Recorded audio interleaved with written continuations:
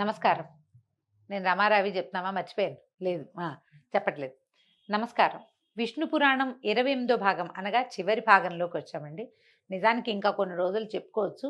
ఎక్కడి వరకు పూర్తవుతుందో అంత మటుకు ఇన్ని భాగాల్లో పూర్తి చేసేద్దాము అన్న ఉద్దేశంతో దీన్ని 28 రోజులే పెట్టుకున్నాను నేను. అందుకని కొన్ని భాగాలు నిడివి పెద్దవిగా కూడా అయినాయి. దీంతోటి పూర్తయిపోతుందండి. ఇప్పుడు మనకి పరాశర మహర్షి మైత్రేయుడికి చెప్తున్నటువంటి ఆత్యంతిక ప్రళయం గురించి చెప్పుకుందాం. మనుషులకి అసలు జీవరాశులన్నిటికీ తాపత్రయాలు 3 ఉంటాయని మనం తాపత్రయం అంటూ ఉంటాం. అంటే ఏమిటో తెలియదు మనకి. ఎందుకు వచ్చింది తాపత్రయం అని వాడతాం. ఆ తాపత్రయం గురించి చెప్తున్నారు. ఆది భౌతిక, ఆధ్యాత్మిక, ఆదిదైవిక అని 3 విధాలైన తాపాలు జంతువులని పీడిస్తుంటాయి, మనని, ప్రాణుల్ని. అవి శారీరకాలు, మానసికాలు అని 2 విధాలు. ఆధ్యాత్మికం, శారీరకం. మహారోషం, క్రోధం, మదం అనేవి మానసికాలు. రకరకాల వ్యవహారాలు ఉన్నాయండి ఇందులో. శరీర సంబంధమైనది ఆధ్యాత్మికం. ఇతరుల వల్ల కలిగే బాధలు ఆది భౌతికాలు. వాయువు, అగ్ని మొదలైన వాటి వల్ల కలిగినవిగా గ్రహించంటే ప్రపంచం మిగిలిన వాటి వల్ల కలిగేదనమాట. వీటిని ఆది భౌతికాలు అంటారు. ఇలాంటి తాపత్రయం శరీరికి అంటే ప్రాణులకి, మనలాంటి వాళ్ళకి గర్భవాసము, జననము, ముసల్తనము, అజ్ఞానము, మరణము, నరకము ఇలాంటి వాటికి సంబంధించిన వివిధమైన దుఃఖాలని కలిగిస్తూ ఉంటుంది. వీటి వల్ల భరించరాని దుఃఖం కలుగుతుందని చెప్పక్కర్లేదు. ఆ దుఃఖాల గురించి చెప్తున్నారనమాట. ఈ తాపత్రయాలన్నీ దుఃఖాన్ని కలిగించేవేనండి. దాని గురించి చెప్తున్నారు. ఒక స్త్రీ గర్భమునందు అది నివాసము, అది ఎలాంటిదో చెప్తారు.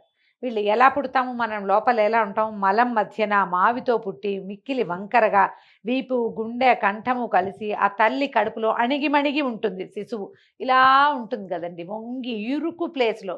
మామూలుగా ఇలా చేతులు చాపితే ఇంత పళ్ళె నిండా పెద్ద బల్ల నిండా ఉండే పిల్లవాడు లోపల ఇంత బ్యాగ్లో ఇట్లా ముడుచుకుని ఉండవలసి వస్తుంది. అయితే ఎలా ఉంటారు, అరటి పువ్వులాగా ముడుచుకుపోయి ముద్ద కట్టి తన మూత్రంలోనే ఉండిపోవటం. కాళ్ళు చేతులు కూడగట్టుకుని ఆ శరీరాన్ని చుట్టుకుపోయి ఉంటాయి. వేడి, చలవ, వగరు, చేదు, పులుపు ఇట్లా వివిధ రుచులు, ఆ రుచులు కలిగినటువంటి ఆహారం తల్లి తీసుకుంటే ఆ పదార్థాల చేదు వగైరా తను అనుభవిస్తూ బాధపడుతూ ఉంటుంది. పెరుగుతూ సమయానుసారంగా ప్రజాపతి పంపించి గాలి కొట్టగా కడుపులో తల్లకిందులా పడి చివరికి ప్రసూతి వాయువు అనే వాయువు యొక్క విసురు వల్ల బయటికి వస్తుంది. మనకి శరీరంలో పంచప్రాణాలు అంటాం కదండి, 5 వాయువులు అవి ఉన్నాయి. వాటితో పాటు ఉపవాయువులు కూడా ఉంటాయి. స్త్రీ శరీరంలో నుంచి బయటపడాలంటే ప్రసూతి వాయువు అనే ఒక వాయువు యొక్క పంపింగ్ వల్ల శిశువు బయటకు వస్తాడు. పురాణంలో ఇట్లా చెప్పబడుతోంది. వెలుపలి గాలి తగలగానే లోపలున్నంతసేపు శిశువుకి జ్ఞానం ఉంటుంది, వాడిలో ఉన్న ఆత్మకి. బయట గాలి తగిలేసరికి జ్ఞానం పోతుందట. శరీరం ఇరుసులలో పెట్టి ఆడించినట్లు, రంపంతో కోసినట్లు, ముళ్లతో గుచ్చినట్టు నొచ్చి బాధపడుతుంటుంది. గోక్కోవటానికి కానీ, ఒత్తిగిలి పడుకోవడానికి కానీ శక్తి లేక బాధపడుతూ ఉంటారు. తాగడానికి, తినడానికి ఇతరుల సహాయమే దిక్కుగా ఉంటారు. ఈగలు, దోమలు కుడితే ఆ బాధ అనుభవించవలసిందే కానీ ఆ శిశువు ఏమీ చేయలేదు. క్రమక్రమంగా పెరుగుతూ ఇతరుల అదిలింపులు, బెదిరింపులు అనుభవించవలసిందే. ఆదిభౌతిక తాపాలకు కంది అజ్ఞానానికి ఆటపట్టై తన్ను తానెరగక మూఢవృత్తితోటి బతకవలసి వస్తుంది. ఇదంతా కష్టమేనండి. యవ్వనం వచ్చిన తర్వాత మత్తుడై ధర్మ విరోధకాలైన అర్థకామాలకు లొంగి దురాశతో చేయరాని పనులు చేస్తూ బతుకు వెల్లడిస్తారు. ఎవరైనా చేసేదే ఇది. ముసల్తనం రాగానే జుట్టు ఊడిపోయి, చుట్టు పండిపోయి, పళ్ళు ఊడిపోయి, దృష్టి తగ్గి, వెన్నెముక వంగి, శక్తి అంతరించి కర్ర పట్టుకుని నడవాల్సి వస్తుంది. చెవుడు, మాట్లాడడానికి శక్తి చాలక గుటకలు వేస్తూ ఉండటం, తిండి నిద్ర తగ్గిపోవటం, తిండి అరగకపోవటం ఇలాంటి దురవస్థల్లో పడతారు. అన్నీ అణిగిపోయినా ఆశలు మాత్రం సావవు. చివరికి పడరాని రోగాల బారిన పడి కుటుంబాన్ని వదల్లేని దుఃఖంతో దేన్ని వదిలిపెట్టలేం కదా, యమభటుల చేతిలో పడతాడు. తను చేసిన పాపకర్మలకు నరకంలో యమకింకర్ల చేత పడరాని శిక్షలకు లోబడి దుఃఖిస్తాడు. అవి అయిన తర్వాత మళ్ళీ ఏ తల్లి కడుపులోనో పడ్డము, పుట్టడము, పెరగడము, ఇందాక చెప్పుకున్న ఈ ఇంత పొడుగునే లిస్టు ప్రకారము అన్ని బాధలు పడటము, మళ్ళీ ముసల్తనము, మళ్ళీ మరణము, ఇదే వరుస. జీవి ఇలాగే తిరుగుతూ ఉంటాడు. పుట్టడం, చావడం, మళ్ళీ పుట్టడం, ఈ వరుస కర్మ ఫలితం ప్రకారం ఇలాగే జరుగుతుంది. ఇందులో ధనం ఆర్జించడము, దాన్ని కాపాడుకోవటము, వినియోగించడము, ఈ పనుల్లో కూడా దుఃఖమే కానీ సుఖమేముండదు. సంపాదించిన నాళ్ళు కడుపు కట్టుకుని సంపాదించడం, అనుభవించే సమయానికి ఆకలి ఉండదు, అన్నం తింటే అరగదు, నిద్ర పడుకుంటే నిద్ర పట్టదు, వృద్ధాప్యం ఎంత డబ్బు ఖర్చు పెట్టినా శరీరానికి సుఖం రాదు. ఇంతే జీవితం. కలిమి కష్టాల ప్రోవు అని చెప్పాలి కానీ సుఖమయం అనడానికి వెళ్ళేది. ఎంత సంపాదన వచ్చినా వాడికి ఏం సుఖాలు ఉండవు. కర్మలు దుఃఖానికి బీజాలు. వాటి ఫలితం ఏంటంటే పుడుతూ ఉండటం, చస్తూ ఉండటం. ఈ జ్ఞానం నరుడికి కలగదు. నేను ఈ పని చేస్తున్నానే మళ్ళీ పుడతాను ఏమో, తర్వాత ఎప్పుడు పుడతామో మనకు తెలియదు కదా, తెలీదు, అర్థం కాదు. అజ్ఞానమే వీరన్నిటికీ మూల కారణమని చెప్తారు. ఈ దుఃఖం పోగొట్టుకోవడానికి దివ్యమైన ఆయుధం ఏంటంటే విష్ణు సహస్రనామ పారాయణమట. జ్ఞానులు ఈ మాట చెప్తారు. ఈ దుఃఖం పోతుంది, నువ్వు పుట్టవలసిన అవసరం తగ్గుతూ ఉంటుంది. నిత్యము సహస్రనామ పారాయణ చేస్తావు. ఎప్పుడు భగవన్నామం తీసుకునే వాళ్ళకి ఇతరులని తిట్టడానికి, కేకలేయటానికి, ఏది కావాలి ఇది కావాలి అని అడగడానికి సమయం తగ్గిపోతుందండి.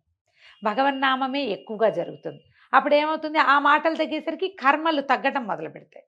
నిదానంగా మన పుటకలు చావులు కూడా తగ్గుతుంటాయి. విష్ణు సహస్రనామాన్ని వదిలిపెట్టద్దని చెప్తున్నారు. శ్రీహరి దయను పొందటానికి కర్మ, జ్ఞానము అనేవి సాధనాలని ఆగమోక్తి.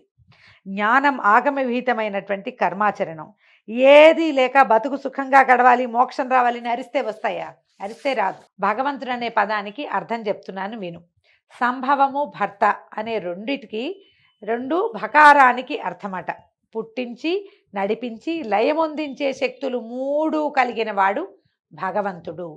విజ్ఞానము, ఐశ్వర్యము, సంపద, యశస్సు, వైరాగ్యము, వీర్యము అనే ఈ 6 కూడా ఈ భగమనే పదానికి అర్థాలు.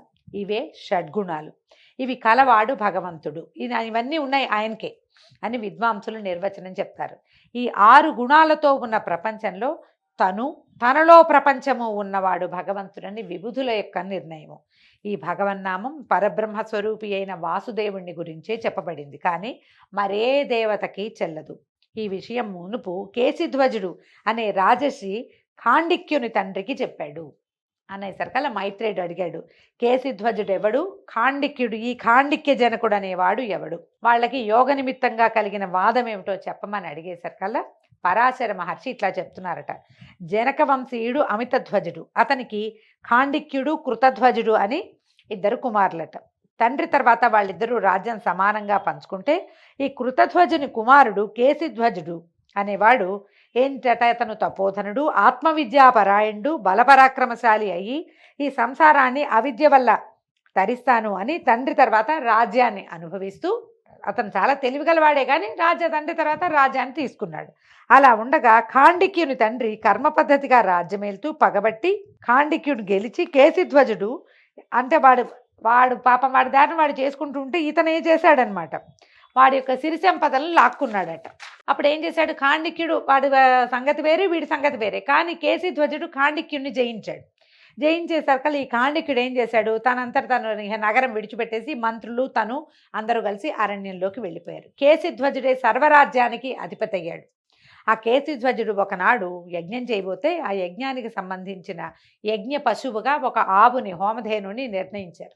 ఆ ధేనువు ఒక పులి నోట పడి చనిపోయిందట.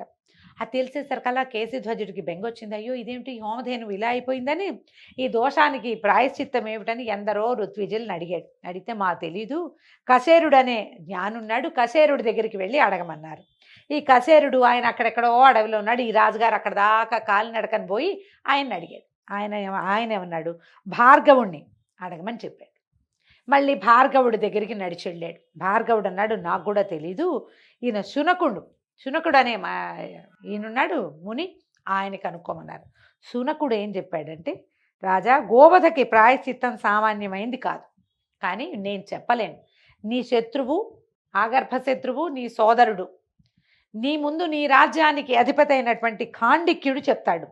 ఖాండిక్యుడికి చాలా శాస్త్రజ్ఞానం ఉంది, యోగ జ్ఞానం కూడా ఉంది, అతనిని కనుక్కో అని చెప్పేసరికల్లా ఏం చేశాడు ఈ కేశిధ్వజుడు, అంతకుముందు ఇద్దరు పోరాడుకుని రాజ్యాలు లాక్కున్నారు కదా, అయినా సరే ఎలాంటి సందేహము లేకుండా తన పగని పక్కకు పెట్టి కృష్ణాజీనం కట్టుకుని మృగశృంగకరుడై చేతిలో మృగశృంగం పట్టుకున్నాడట. అంటే మన లేడి యొక్క కొమ్ములు పట్టుకున్నాడు. అంటే నేను ఏ పగ లేకుండా ఉన్నాను, కేవలము యోగం గురించి తెలుసుకోవడానికే వస్తున్నానని తన తాలూకు వస్త్రధారణ ద్వారా తెలియజేసి రథారూఢ, కానీ రథాన్ని ఎక్కే వెళ్ళాడని రాస్తున్నారు.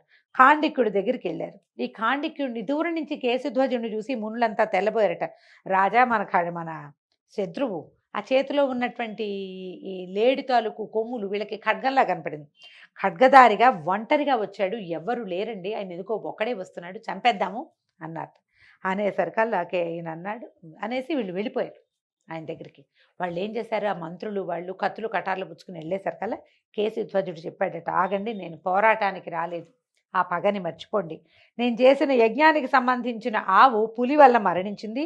ఆ ప్రాపప్రాయశ్చిత్తానికి శునక మహర్షి చెప్పిన ప్రకారము నేను ఇక్కడికి వచ్చాను, కాండిక్యుడి కోసం వచ్చాను అనేసరికల్లా వాళ్ళు ఏమన్నారు, ఇంకా నయం, నిన్నెట్లా నమ్ముతాం, నువ్వు సొంత సోదరుడి రాజ్యాన్ని లాక్కున్నవాడివి, యజ్ఞము గోహత్య ధర్మాలు ఇవన్నీ చెప్పద్దు మాకు, శత్రువు ఒంటరిగా దొరికితే చంపాలని మాకు తెలిసిన ధర్మం, రాజనీతి అదే, శత్రువు దొరికితే ఇంకా శత్రు శేషం ఉండనివ్వకూడదు, నువ్వు దొరికావు అనేసరికల్లా సరే కాండిక్యుడు వెనకాల నుంచి వచ్చాడట. చూసి మంత్రులకి బోధించి వద్దు వద్దు, తొందరపడి దోషం చేస్తే దానివల్ల వచ్చే సుఖం చాలా తక్కువ, తొందరపడకూడదు,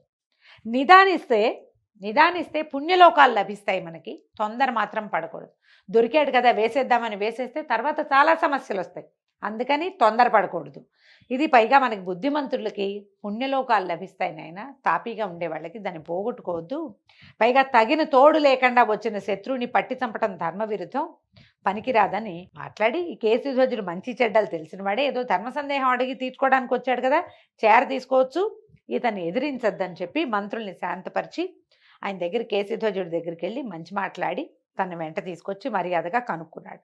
అప్పుడు కేశధ్వజుడు తన వచ్చిన పనిని చెప్పి ప్రాయశ్చిత్త విధిని చెప్పమన్నాడు.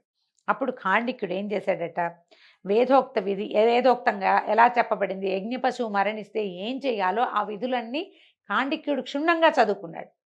ఈ వచ్చిన కేశధ్వజుడు తన శత్రువు అయినా కూడా అతనికి కావలసినటువంటి నీతిని ధర్మాన్ని శాస్త్రాన్ని విడమర్చి బోధించాడు.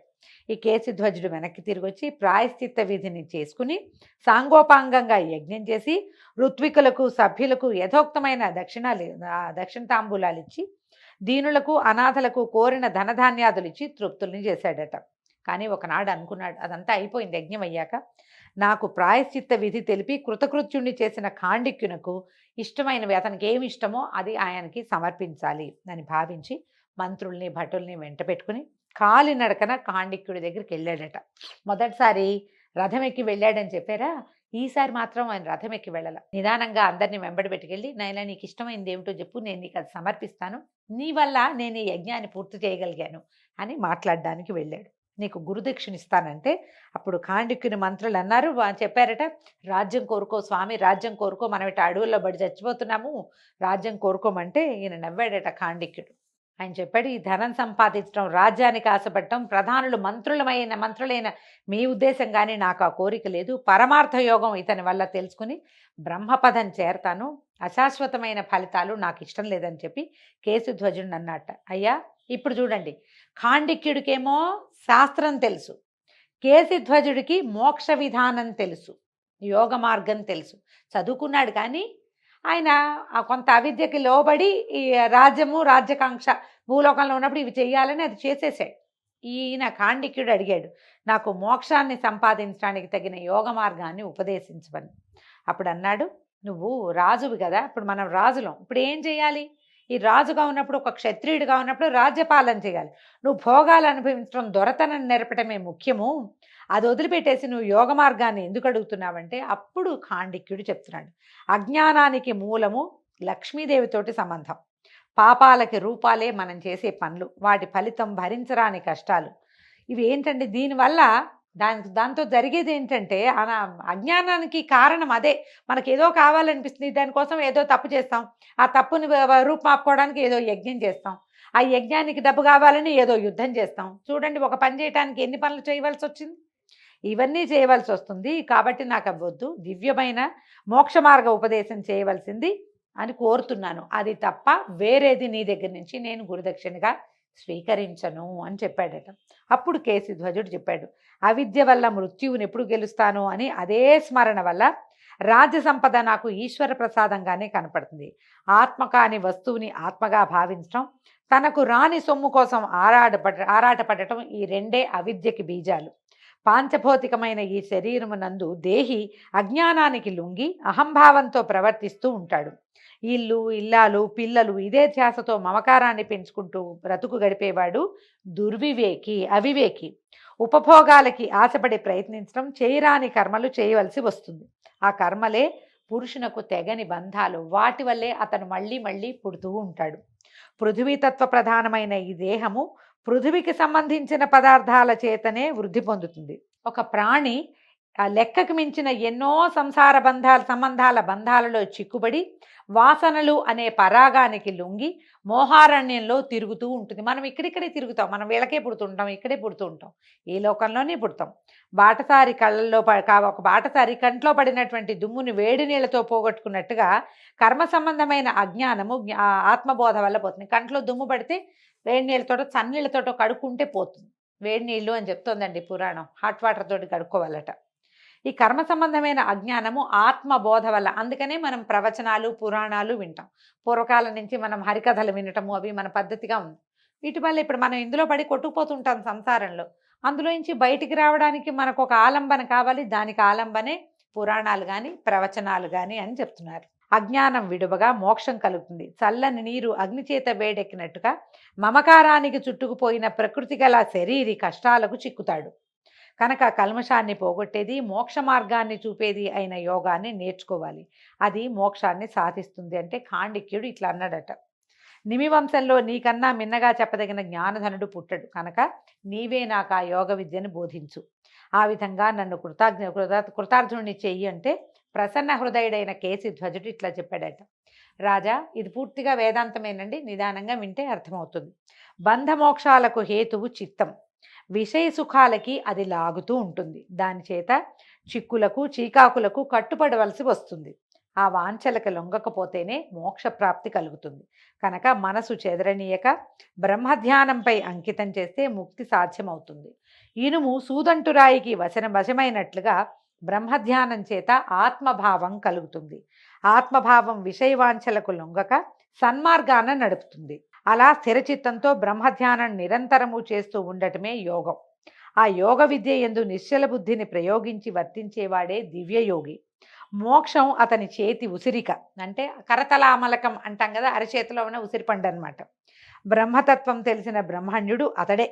అలాగ యోగాభ్యాసంలో ఉండగా ఎప్పుడైనా ఆటంకం కలిగినా మలి జన్మలో తప్పక ముక్తి పొందుతాడు. ఎవరి నుంచి ఏది తీసుకోక మిక్కిలి శుచిగా ఉండటం, అహింస, బ్రహ్మచర్యము, దొంగతనం లేకుండా ఉండటం కలవాడై యోగాభ్యాసుడయి ఆ యోగ ఫలితాన్ని కోరకూడదట. నాకు ఇది కావాలి అనకూడదు, యోగాభ్యాసిగా మాత్రమే ఉండాలి. నియమము, శౌచము, తపస్సు, వేద పఠనము, నాలుక కోరికల్ని విడవడము, బ్రహ్మదర్శనము, దీనికి యమయోగం అనే పేరట. దాన్నే ధ్యానం అంటారు. పైన చెప్పింది కామ్యఫలకాంక్షతో చేస్తే తప్పకుండా సిద్ధిస్తాయి, సందేహం లేదు అని చెప్తున్నారు. సకలాసనాలలో భద్రాసనం అలవాటు చేసుకుని దాంతో యోగాన్ని అభ్యసిస్తూ పంచగుణాలను మనసుతో జోడించి బ్రహ్మధ్యాన ప్రవృత్తితో ఉండటమే యమం అని చెప్తారు. ఇది ప్రాణం యమ యోగాల గురించి చెప్తున్నారండి. ఇందులో ఉన్నది చదువుతున్నాను. వివరంగా దీని గురించి మాట్లాడేంత సమయం కూడా ఏం లేదండి. ఇందులో ఏముందో పాఠంలో అది చెప్తున్నాను అంతే. ప్రాణవాయువుల్ని తన వశం చేసుకుని బ్రహ్మతత్వాన్ని తెలిసి ప్రవర్తించే యోగం ప్రాణాయామ యోగం అని తత్వవిధులు అన్నారు. ప్రాణాయామం మనం చేస్తుంటాం కదా, ఇది ఏదో క్రియలాగా చేస్తామండి. సాధకుల వ్యవహారం వేరేగా ఉంటుంది. ఊర్ధ్వముఖంగా ఉన్న ప్రాణవాయువును, అధోముఖంగా ఉన్న అపానవాయువును సమాన స్థాయిలో ప్రవర్తింపజేసేది లంబన యోగం అంటారట. ఆ లంబన యోగంతో శబ్దాదులకు వశీకరమైన ఇంద్రియ సమూహాన్ని తన వశం చేసుకోవటాన్ని ప్రత్యాహారం అనే యోగం అంటారు. ఈ యోగాలన్నీ ఆ కేశవుణ్ణి తెలియటానికి స్థూల యోగాలు. సూక్ష్మయోగం ఏమిటో తెలీదు అని చెప్పగా ఖాండిక్యుడు సరే, ఏ విధంగా ఈ హరిని భావన చేసి యోగి ముక్తిని పొందునో చెప్పు, ఆ విషయం చెప్పమని అడిగితే ఇప్పుడు చెప్తున్నారు. దివ్యమూర్తి అయిన విష్ణువు యోగి యొక్క చిత్తంలో ఉంటాడు. ఆ మూర్తి స్థూల రూపం, సూక్ష్మ రూపం అని రెండు సంజ్ఞలు ఉన్నాయి, రెండు విధాలు. పర అపర అనే సంజ్ఞతోటి చెప్తారట. పరమూర్తి అపరమూర్తి అట అని చెప్పి ఈ రకంగా బ్రహ్మభావన, కర్మభావన అని అనేక రకాల వివరాలతోటి ఈ శ్రీహరిని ఎలా ధ్యాన యోగంతో ఆరాధించాలో వివరంగా చెప్పబడిందండి. ఈ విధంగా యోగ విద్యతో వాడికి క్రమంగా భగవద్ దర్శనం లభిస్తుంది. చివరికి వాళ్ళని తన వద్దకి తీసుకుంటాడు అని సంగ్రహంగా యోగ విద్యను గురించి చెప్పేసరికల్లా ఖాండికుడు సంతోషించి నీ ఉపదేశం నాకెంతో నచ్చింది. నీ వల్ల నా దృష్టి భగవంతుడి వైపుకు వెళ్తోంది, పద్మాక్షుడి మీద నిలిచింది అని చెప్పి చాలు, నాకు నువ్వు చేసిన ఉపదేశం చాలు, నేను ఈ రకంగా యోగాభ్యాసాన్ని పరుణ్ణయి మోక్షాన్ని పొందుతానని ఖాండిక్యుడు కేశిధ్వజుడికి అనేకానేక కృతజ్ఞతలు చెప్పారు. వీళ్ళిద్దరూ జనక రాజర్షి వంశానికి చెందిన వాళ్ళేనండి. ఖాండిక్య జనకుడు, కేశిధ్వజ జనకుడు అని చెప్తారు. అందుకని మనకి జనక మహారాజుని రాజర్షిగా చెప్తారు. వాళ్ళందరూ యోగ జ్ఞానం కలిగిన వాళ్ళే. అందులో ఎవరికైనా జ్ఞానం లేకపోతే రెండో వాడికి తెలియజేసి వాళ్ళని ముందుకు తీసుకెళ్లిన సంఘటనలు కూడా కొన్ని కథల్లో కనిపిస్తాయి. తర్వాత ఏమైందట, ఖాండికుడు తన కుమారుడికి పట్టం కట్టంటే తన తర్వాత తన పరివారాన్ని చూసే ఇలా విధానాన్ని కుమారుడికి అప్పచెప్పి తర్వాత యోగ విద్యాభ్యాసంలో సకల సంతోషాలని పొందాడట. ఈ కేశిధ్వజుడు కూడా తన నగరానికి వెళ్ళిపోయి పద్మాక్షుని ఆరాధిస్తూ అనేకానేక యజ్ఞాలు చేశాడు. వాసుదేవుని అనుగ్రహంతో దివ్యభోగాల్ని అనుభవిస్తూ హాయిగా ఉన్నాడట అని చెప్పి పరాశరులు చెప్తున్నారు. మైత్రేయ, సర్గ ప్రతిసర్గాదుల మన్వంతరాల వృత్తాంతం చెప్పాను, ఇక నువ్వు వినాల్సింది ఏమిటి నాయన అని అడిగేసరికల్లా మైత్రేయుడు చెప్పాడు, అన్నీ విన్నాను, ఇంచుమించుగా అన్నీ తెలుసుకున్నాను, మనసు నిర్మలమై శాంతగుణ భాసురమైంది. ఏదైనా పురాణాలు వినేసరికి మనకు ఒక ప్రశాంతత లభిస్తుంది కదా. మైత్రేయుడికి కూడా అలాగే లభించింది. నేను రకరకాల విషయాలు అడిగాను, మీరు శ్రమపడి ఎన్నో విషయాలు నాకు తెలియజేశారు, నా వల్ల మీకు కలిగిన శ్రమకి నన్ను క్షమించండి అంటే అప్పుడు ఈయన చెప్పాడు, నాయన నువ్వు నాకు చేసిన సేవ వల్ల దేవతలు కూడా సిద్ధించని నీ శ్రీ విష్ణు పురాణం నీకు ఆనందంగా చెప్పగలిగాను. నువ్వు నాకు కలిగించింది పుణ్యమే కానీ ఇది శ్రమ కాదు. దేవతలు, రాక్షసులు, గంధర్వులు, యక్షులు, పన్నగులు, కిన్నరులు, సిద్ధులు, సాధ్యులు, మునులు, 4 వర్ణాల వారు, నదీనదాలు, సముద్రాలు, వనాలు, పంచభూతాలు, గ్రహ నక్షత్రాలు, అగ్నులు, మన్వంతరాలు, వేదశాస్త్ర పురాణాలు విష్ణుమూర్తులే, అన్నీ విష్ణు స్వరూపాలేనట. ఈ చరిత్ర విన్నవారు సకల శుభాలు పొందుతారు. ఇన్నిటా వినుతింపదగిన విష్ణు పురాణాన్ని రాసినా, చదివినా, చదివించినా, వినినా, పూజించినా శుభప్రాప్తి అవుతుంది. భక్తవత్సలుడైన పద్మాక్షుడు ఇష్టఫలాలని ప్రసాదిస్తాడు. విష్ణు పురాణాన్ని భక్తితో చదివినా విన్నా, అశ్వమేధం చేసి అవబృధ స్నానం చేస్తే వచ్చే ఫలితం లభిస్తుంది. పుణ్యక్షేత్రాలలో స్నానము, దానము, ధ్యానము, తపము చేసిన ఫలితం కూడా లభిస్తుంది. అగ్నిహోత్రం యొక్క ఆరాధన 1 సంవత్సరం చేస్తే వచ్చే ఫలితం ఒక్కసారి విష్ణు పురాణం చదివినా, విన్నా, వినిపించినా లభిస్తుంది. ఇప్పుడు నేను వినిపించాను, నాకు ఫలితం లభిస్తుందండి. విన్న వాళ్ళందరికీ కూడా అగ్నిహోత్ర ఆరాధన చేసిన ఫలితం లభిస్తుందట. జ్యేష్ఠ మాసంలో శుక్లపక్ష ద్వాదశి నాడు యమునలో స్నానం చేసి మధుర వెళ్ళి విష్ణువుని ఆరాధిస్తే వచ్చే పుణ్యఫలం విష్ణు పురాణ పఠనం వల్ల కలుగుతుంది. శ్రావణ మాసంలో విష్ణు పురాణం నందలి కథలు కొన్నిటిని చదివినా కూడా దుస్వప్నం పోతుంది. ఒకవేళ శ్రావణంలో ఏదైనా పీడకలలు కనుక వస్తే మాసాన్ని బట్టి అన్నమాట, ఎప్పుడు పీడకలు వచ్చినా విష్ణు పురాణంలో ఒక ఎపిసోడ్ విన్నా కూడా ఫలితం లభిస్తున్నట్ట. దుస్వప్నం యొక్క దుష్ట ఫలితాలు ఏమైనా ఉంటే అవి పోతాయి. సూర్యగ్రహణ సమయంలో యమునలో స్నానం చేసి వైదికులైన బ్రాహ్మణులకు గోదాన భూదానాలు ఇస్తే వచ్చే ఫలితం విష్ణు పురాణం రాసిన వారికి వస్తున్నట్ట. చేత్తో గనక రాస్తే విష్ణు పురాణ కథలు వినే వారికి పాపాలు పోతాయి, ఆరోగ్యాభివృద్ధి, భాగ్యాభివృద్ధి, కీర్తి, హరిభక్తి కలుగుతాయి. నేను పులస్త్య మహాముని వల్ల ఈ పురాణం విని నీ వంటి తపోధనలోకి చెప్పే ధన్య చరిత్రుడిని అయ్యాను. శమీకుడు నీ వల్ల విని దీన్ని కృతయుగంలో వినిపిస్తాడు కాబట్టి ఈ పురాణం కలికాలం యొక్క దోషాన్ని పోగొట్టి జగన్నుతం అవుతుంది. నువ్వు మహానుభావుడివి. మైత్రేయుడికి చెప్తున్నారన్నమాట, నీ జననం పవిత్రమైంది, జన్మ ధన్యమైంది నాయన. భగవంతుడి మీద భక్తిని ఏమరకుండా నిరంతరము విష్ణునామ సంకీర్తన చెయ్యి అని ఈ రకంగా పరాశర మునీంద్రుడు మైత్రేయునకు వేదమూలమైనటువంటి విష్ణు పురాణాన్ని పూర్తిగా వినిపించాడు. ఈ విధంగా సుమన్ టీవీ వల్ల ఈ 28 రోజుల పాటు విష్ణు పురాణాన్ని సాధ్యమైనంత సంగ్రహంగా మీకు అందించగలిగే అవకాశం లభించిందండి. ధనుర్మాస పుణ్యతిథుల్లో ఈ మొత్తం 28 రోజులను మనం ఈ పురాణాన్ని విన్నాము. అవకాశం ఉన్నప్పుడు మళ్ళీ ఇంకొకసారి వినడానికి అవకాశాన్ని తీసుకోండి. నమస్కారం.